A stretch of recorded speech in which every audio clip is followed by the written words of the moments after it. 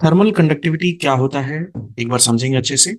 अगर किसी भी बॉडी को आप हीट करते हैं तो एक जगह पर अगर बॉडी को हीट किया जाता है तो आपने नॉर्मली ऑब्जर्व किया होगा कि उसका दूसरा किनारा भी गर्म हो जाता है। तो ऐसा क्यों होता है? क्योंकि हीट का जो है ट्रांसफर एक जगह से दूसरी जगह होता है।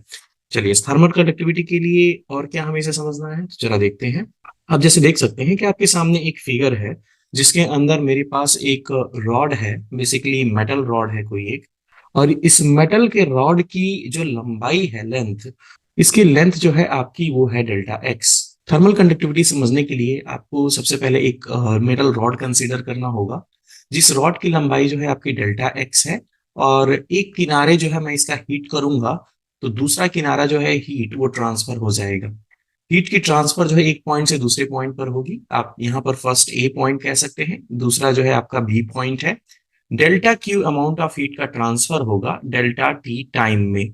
तो जो the rate of heat of transfer है या जो ट्रांसफर होने वाली है हीट एक जगह से दूसरी जगह, वो किन किन बातों पर निर्भर करती है? तो वो कुछ बातों पर निर्भर करती है। सबसे पहले ये एरिया पर डिपेंड करता है कि जो आपने मेटल रॉड लिया है उस मेटल रॉड की एरिया कितनी है। ठीक है, लेंथ यानी लेंथ और ब्रेथ। ठीक है, इसकी एरिया कितनी है इस बात पर ये डिपेंड करेगा।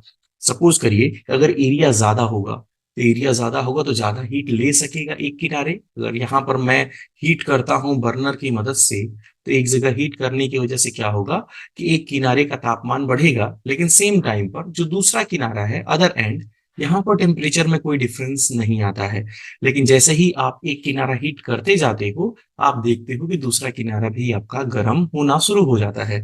इसका मतलब कि ए पॉइंट से हीट का ट्रांसफर पर यूनिट टाइम बी पॉइंट तक हो रहा है। हीट को हम डेल्टा क्यू से रिप्रेजेंट कर रहे हैं, जो डेल्टा टी टाइम में हीट आगे की तरफ बढ़ रहा है। चलिए मान लेते हैं गर्म करने से जो आपका फेस ए है उसका टेम्परेचर कुछ बढ़ जाता है।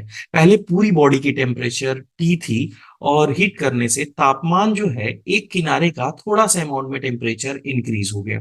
जबकि दूसरा किनारा अभी भी आपका ठंडा है, कोल्ड है, क्योंकि मैंने दूसरा किनारा अभी इसको गर्म नहीं किया है। तो दूसरे किनारे का जो टेम्परेचर है वो आपका टी है। एक किनारा आपका टेम्परेचर बढ़ गया, दूसरा किनारा जो है आपका टेम्परेचर कम है। अगर आपसे कोई पूछे कि टेम्परेचर डिफरेंस क्या है वन एंड और दूसरे एंड में तापमान का अंतर क्या है, तो एक किनारे पर तापमान ज्यादा है वहीं जबकि दूसरे किनारे पर तापमान आपका कम है। अगर आप ज्यादा हीट की सप्लाई करते हो, टेम्परेचर अगर ज्यादा बढ़ता है, तो आप देखोगे कि हीट का ट्रांसफर भी एक जगह से दूसरी जगह होगा। यानी कि जो ट्रांसफर ऑफ हीट है वो आपका डिपेंड करता है टेम्परेचर डिफरेंस पर भी, कि एक तरफ और दूसरी तरफ जो हीट है, तो एक तरफ गर्म है एक तरफ ठंडा है, तो कितना गर्म है और कितना ठंडा है, टेम्परेचर डिफरेंस पर भी डिपेंड करेगा आपका ट्रांसफर ऑफ हीट। उसके बाद the rate of transfer of heat जो है और किन बातों पर डिपेंड करता है? दूरी पर भी डिपेंड करता है। कई बार ये होता है कि जब हम खाना बनाते हैं तो जो आपका लैडल होता है यानी जो कलछुल होता है, वो कलछुल हम छोटा लेते हैं तो हमारे हाथ जलने लगते हैं। तो क्या करते हैं कि हम बड़ा कलछुल लेके आते हैं कि हाथ ना जले। ऐसा क्यों करते हैं? ऐसा इसलिए कि अगर एक किनारे पर आप हीट करोगे तो दूसरा किनारा जो है आपका जल्दी गर्म नहीं होगा, क्योंकि इनके बीच में दूरी बहुत ज्यादा है। दूरी कम होती है तो ट्रांसफर ऑफ हीट कम हो जाता है। या आप कह सकते हो कि the rate of flow of heat जो है वो कम हो जाएगा अगर दूरी ज्यादा होगी। तो ये इनवर्सली प्रोपोर्शनल होता है डिस्टेंस के। अगर डिस्टेंस बढ़ती है यानी ज्यादा लंबा आप लैडर लेते हो तो उस कंडीशन में ट्रांसफर ऑफ हीट जो है आपका वो कम होगा। और अगर आप दूरी कम लेते हैं यानी छोटा चम्मच आप लेते हैं तो वो जल्दी गर्म होगा। तो ये कुछ बातों पर जो है ट्रांसफर ऑफ हीट डिपेंड करता है। अगर इन सभी बातों को एक साथ अगर मैं कहना चाहूं तो मैं ये कहूंगा कि the rate of transfer of heat जो है इन तीनों बातों पर डिपेंड करता है। एरिया ऑफ प्लेट, बड़ा प्लेट होगा ज्यादा हीट लेगा, ज्यादा हीट का ट्रांसफर होगा। छोटा प्लेट होगा कम हीट लेगा सोर्स से। ऐसा सोर्स मतलब बर्नर से, चूल्हे से। जैसे सुई को आप गर्म कर रहे हैं तो सुई का एरिया बहुत कम है, वहीं आप थाली गर्म करिए तो थाली ज्यादा एरिया आपका बर्नर से लेता है हीट, और ज्यादा हीट अगर लेगा तो ज्यादा हीट का ट्रांसफर करेगा। सुई कम हीट लेगा तो कम हीट का ट्रांसफर करेगा। तो एरिया पर डिपेंड करता है। इसके साथ साथ हीट का जो ट्रांसफर है वो तापमान के अंतर पर भी डिपेंड करता है। एक किनारा बहुत ज्यादा गर्म है, दूसरा किनारा बहुत ठंडा है, तो हीट का ट्रांसफर बड़ी तेजी से ठंडे की तरफ जाता है। लेकिन अगर एक तरफ जो है आपका गर्म है, दूसरा तरफ जो है आपका ठंडा है, लेकिन बहुत ज्यादा तापमान का अंतर नहीं है, तापमान लगभग दोनों का सेम है, तो आप देखोगे कि the rate of flow of heat जो है वो स्लो होता है। तो यहाँ पर टेम्परेचर डिफरेंस पर भी डिपेंड करता है ट्रांसफर ऑफ हीट। और किस पे डिपेंड करता है? दूरी पे। दूरी ज्यादा होगी तो हीट का ट्रांसफर कम होगा, किनारा कम गर्म होता है। तो अब यहाँ पर अगर हम प्रोपोर्शनैलिटी की साइन को हटाते हैं तो आप जैसे जानते हैं आपको कांस्टेंट से मल्टीप्लाई करना होता है। ये कांस्टेंट हमने के से मल्टीप्लाई कर दिया इक्वेशन पे, K A delta T upon delta X. अब इन टर्म्स को हम जरा समझते हैं। ये डेल्टा क्यू क्या है? तो डेल्टा क्यू जो है आपका हीट में चेंज कितना हुआ है, ठीक है, कितना हीट जो है आपने बाहर से दिया है। तो ये आप कह सकते हो कि डेल्टा क्यू है आपका हीट सप्लाइड। ओके। आप यहां पूछोगे कि फिर ये डेल्टा टी क्या है? तो डेल्टा टी के बारे में आप क्या कह सकते हो कि जो डेल्टा टी है वो है आपका टाइम, कि कितने समय में हीट का ट्रांसफर जो है एक जगह से दूसरी जगह हुआ। तो यहां पर हम डेल्टा क्यू की जगह पर क्या रखेंगे? डेल्टा टी की जगह पर ये है टाइम, ठीक है ना, टाइम टेकन हीट को ट्रांसफर करने में। अगर यहां पर हम ये डेल्टा टी कैपिटल वाला देखें, ये तुम्हें बताता है कि टेम्परेचर का डिफरेंस कितना था दोनों किनारों पर। टेम्परेचर डिफरेंस तुम्हें बताता है। अब एक बात और आप समझिएगा, यहाँ हीट का ट्रांसफर सिर्फ इसी वजह से हो रहा है क्योंकि एक किनारे पर तापमान तथा दूसरे किनारे पर जो तापमान है, इन दोनों किनारों पर तापमान में अंतर है। एक जगह ज्यादा है और दूसरी जगह कम है। तो कभी भी flow of heat from high temperature to low temperature की तरफ होता है। लेकिन अगर दोनों किनारों पर समान तापमान होता, स्टीडी टेम्परेचर होता, तो वहां पर कोई भी हीट का ट्रांसफर नहीं होता। तो प्रति सेकेंड जो हीट का ट्रांसफर हो रहा है वो सीधे टेम्परेचर डिफरेंस पर ही डिपेंड करता है। इसका यूज होगा आगे। इसके बाद अगर ए की बात करें, ए क्या है? तो आप ए के बारे में कहेंगे कि area of the metal plate है। और ये डेल्टा एक्स आपको बताता है एक किनारे से दूसरे किनारे के बीच की डिस्टेंस। अगर दूरी ज्यादा होगा तो लास्ट किनारा जो है वो गर्म होने में बहुत लंबा समय ले लेता है, ठीक है। अब सवाल ये उठता है कि ये जो तुम्हारा के है, ये के क्या है?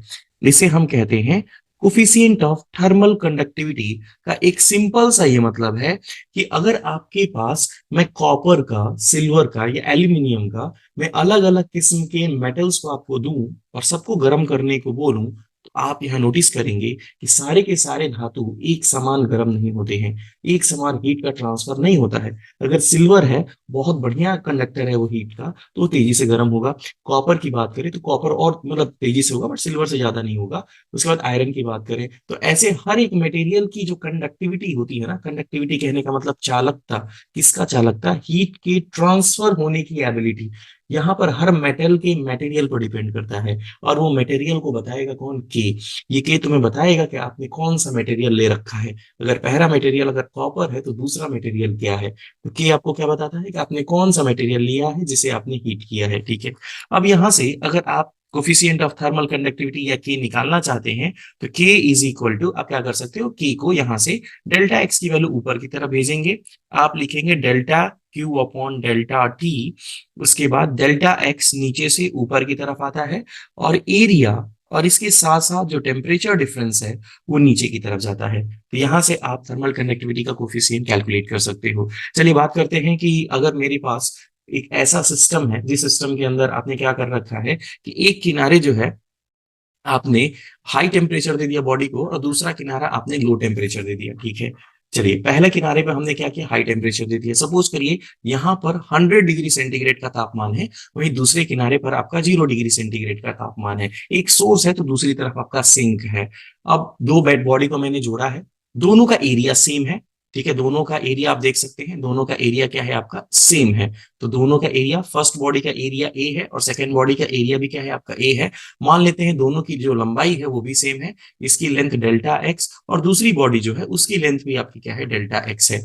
अब पहली बॉडी को आप हीट कर रहे हो, ठीक है। पहली बॉडी हीट कितना ट्रांसफर करेगी उसकी एबिलिटी और दूसरी बॉडी की ट्रांसफर ऑफ हीट की एबिलिटी सेम नहीं है। तो मान लेते हैं कि थर्मल कंडक्टिविटी पहली बॉडी की K1 है और दूसरी बॉडी की थर्मल कंडक्टिविटी आपकी K2 है।